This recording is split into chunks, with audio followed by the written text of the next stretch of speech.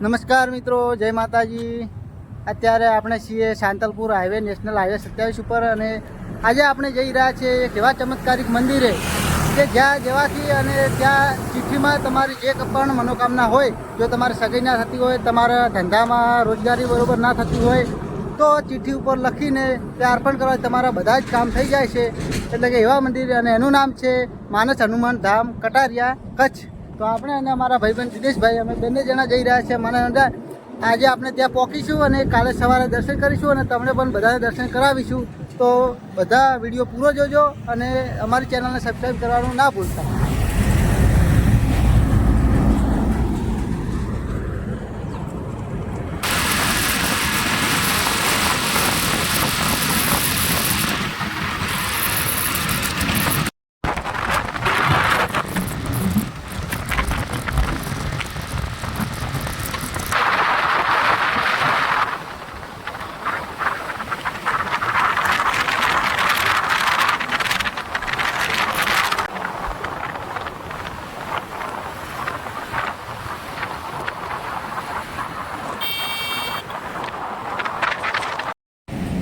તો મિત્રો ફાઇનલી આપણે અત્યારે આવી ગયા છીએ સામખ્યાલી, અને આ છે રાધનપુર ડીસા હાઈવે। ત્યાંથી આવીએ એટલે આ સીધો જાય ભચાઉ અને કંડલા બાજુ, અંદરની બાજુ, અને અહીંયા ડાબી બાજુ વળવાનું છે। અહીંથી માનસ હનુમાનનું ધામ 8 કિલોમીટર જેટલું દૂર છે। તો જોઈ લો, અહીંયા આ ડીસા બાજુથી આવો, રાધનપુર બાજુથી, એટલે અહીંયા ડાબી બાજુ વળી જવાનું અહીંયા, અને અહીંથી 8 કિલોમીટર દૂર છે। તો ફાઇનલી મિત્રો આપણે આવી ગયા છીએ માનસ હનુમાન ધામ। આ જો એનો ગેટ, દાદાનો એન્ટ્રી ગેટ, અને આ છે આપણે કંડલા હાઈવે, ત્યાંથી હાઈવે ઉપર જ છે આ ગેટ દેખાય છે। અને અમારા દિનેશભાઈ કેવું લાગે દિનેશભાઈ? જો આપણે આવી ગયા, હવે આપણે અંદર જઈશું મંદિરે અને ત્યાં જઈને જોઈશું કે કઈ રીતના છે, ત્યાં રહેવાની વ્યવસ્થા બીજી છે કે નહીં એ પણ તમને જણાવીશું। તો જઈએ આપણે મંદિર બાજુ। અહીંયા છે બેઠક વ્યવસ્થા છે અહીંયા। તો કાલે શનિવાર છે માટે કાલે તો અહીંયા પબ્લિકની ભીડ એટલી છે કે ઊભા રહેવા પણ જગ્યા નહીં મળે। શું કહેવું દિનેશભાઈ, આ મંદિર વિશે તમે શું કહેવા માગો છો? આ મંદિર બધી જ મનોકામના પૂરી થાય છે અને પબ્લિક બહુ જ આવે છે। તો આ રહ્યું માનસ હનુમાનનું મંદિર। આપણે કાલે દિવસે પણ એનું બતાવીશું તમને। અત્યારે મંદિરના દ્વાર બંધ છે। તો સવારે 4 વાગે આરતી થશે તો આપણે તમને આરતીનું બતાવીશું। આ છે અહીંયાનું ભોજન કક્ષ, જ્યાં તમને બિલકુલ નિઃશુલ્ક ભોજન આપવામાં આવે છે। 1 પણ રૂપિયાની ફીસ કે ચાર્જ લેવામાં આવતો નથી। અને સામે જે બિલ્ડિંગ છે ત્યાં તમે રૂમ રાખીને પણ રહી શકો છો। અને અહીંયા હોલમાં ફક્ત 50 રૂપિયામાં તમને ગાદલું અને ઓઢવા માટે ગાદલું તેમજ ઓશીકો આપવામાં આવે છે। જનરલ હોલ છે જેમાં ફક્ત તમે 50 રૂપિયામાં રહી શકો છો। આ રહી આપણે પીવાના પાણીની પરબ છે અહીંયા। તો પાણીનો બગાડ બિલકુલ કરવો નહીં। અહીંયા કોઈ વાસણ પણ ધોવા નહીં। અહીંયા ફક્ત પીવા માટે પાણીની વ્યવસ્થા છે। એકદમ ફ્રીજનું ઠંડુ પાણી છે। એમાં જે વાસણ ધોવા માટે અહીંયા છે રસોડું, તેમજ વાસણ ધોવા માટે અહીંયા પાછળ વ્યવસ્થા કરેલી છે કે જ્યાં તમે વાસણ ધોઈ શકો છો। તો ગંદકી અહીંયા કરવી નહીં, તેમજ ભોજન પ્રસાદનો બગાડ કોઈએ કરવો નહીં। જેટલી જરૂર હોય એટલો પ્રસાદ લેવો।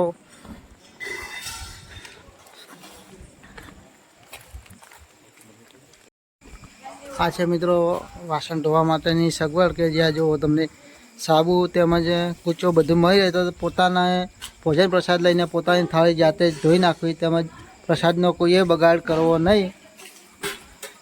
જેટલો જરૂર હોય એટલો પ્રસાદ લેવો।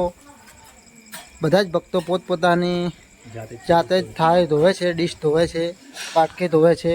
તો અહીંયા ધોઈ અને જ્યાંથી તમને કાઉન્ટર પર થાળી આપવામાં આવે છે ત્યાં જમા કરી દેવી। અને અહીંયા મહિલાઓ અને પુરુષો માટે બાથરૂમની અને શૌચાલયની વ્યવસ્થા છે। તો સવારે વહેલા ઉઠીને તમે સ્નાન કરીને દાદાના દર્શન કરી શકો છો। તો એ પણ સુંદર વ્યવસ્થા મંદિરના પ્રાંગણમાં કરવામાં આવેલી છે।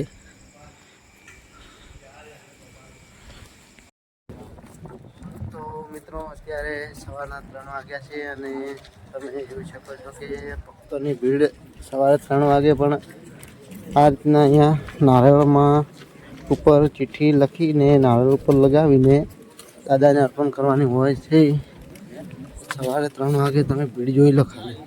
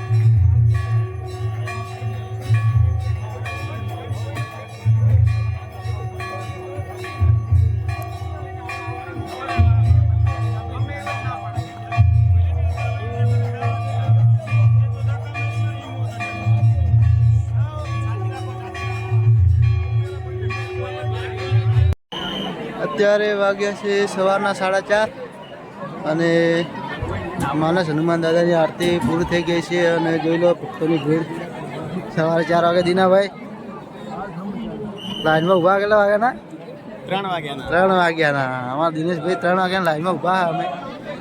જોઈ લો 3 વાગ્યાથી 2 વાગ્યાથી ભક્તોની આવી ભીડ છે.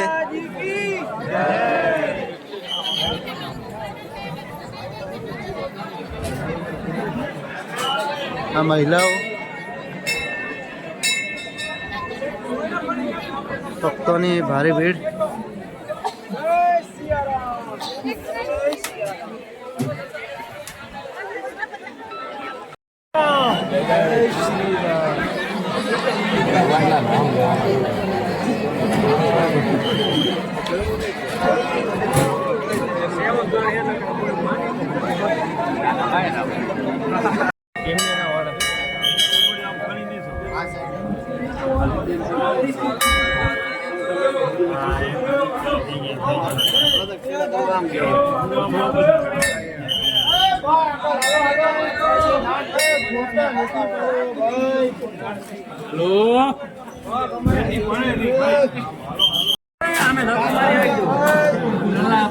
આમ કેમ થાય એ બાજુ ધક્કો આવે.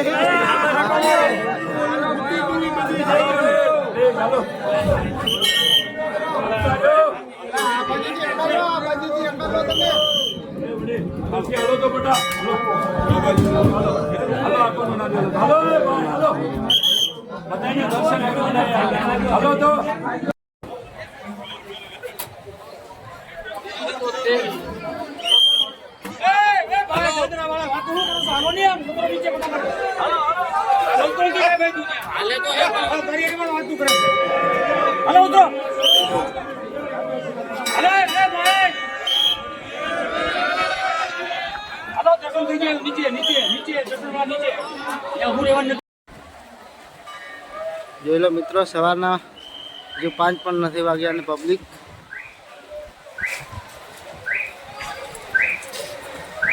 Yeah.